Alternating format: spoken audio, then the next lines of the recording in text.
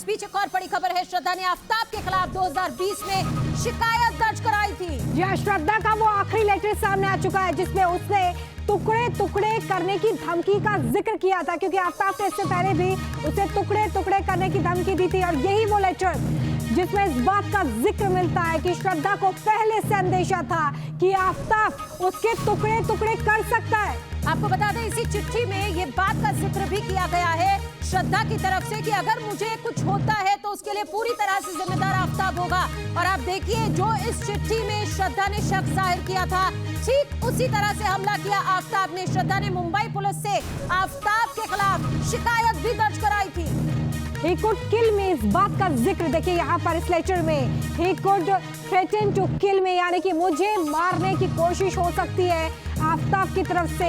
यही वो लेटर, आफताब मुझे जान से मारने की धमकी देता है। तो आपको बता दें कि आफताब की तरफ से धमकी दी गई थी, टुकड़े टुकड़े करने की वो धमकी देता है। उस दिन आफताब ने मुझे पूरी तरह से पीटा था, पिटाई के बाद मुझे अस्पताल में भर्ती तक करना पड़ा था, ऐसी हालत कर दी थी। आफताब सुसाइड करने की धमकी भी देता था, इस बात का जिक्र भी श्रद्धा ने अपने आखिरी लेटर में किया था। मणिदीप हमारे सहयोगी इस वक्त है फोन लाइन पर। अब देखिए, आफताब के खिलाफ शिकायत भी दर्ज कराई गई थी। मणिदीप, देखिए बहुत जानना यहाँ पर जरूरी हो जाता है कि पहले तो देखिए दोस्तों की तरफ से ये बात सामने आ रही थी कि इन दोनों के बीच में झगड़ा होता था, लेकिन अब ये लेटर भी सामने आ गया है जो अहम कड़ी साबित हो सकता है।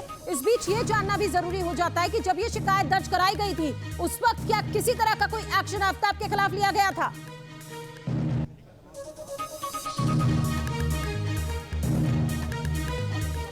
देखिए, निश्चित तौर पर 23 नवंबर 2020 का ये लेटर है, यानी अब से ठीक 2 साल पहले का ये लेटर है। 23 नवंबर का ही लेटर है और लेटर के अंदर का जो मजमून है, जो श्रद्धा ने मुंबई पुलिस में शिकायत दर्ज कराई थी, बेहद जो है पूरी तरह इस केस की तमाम जो तहें उनको खोल देती है और दिखा देती है, दर्शा देती है कि आफताब लगातार श्रद्धा पर किस तरीके से हमलावर हुआ करता था।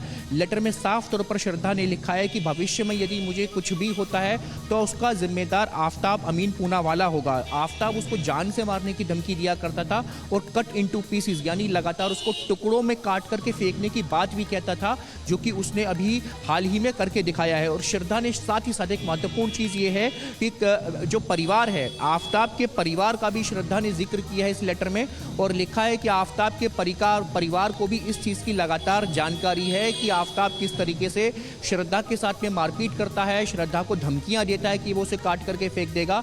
तो ऐसे में परिवार की जो भूमिका है, जिस एंगल को लेकर के दिल्ली पुलिस लगातार जांच कर रही है, परिवार पर भी एक तरीके से इस लेटर को सामने आने के बाद में कह सकते हैं परिवार पर भी क्रिमिनल कॉन्स्पिरेसी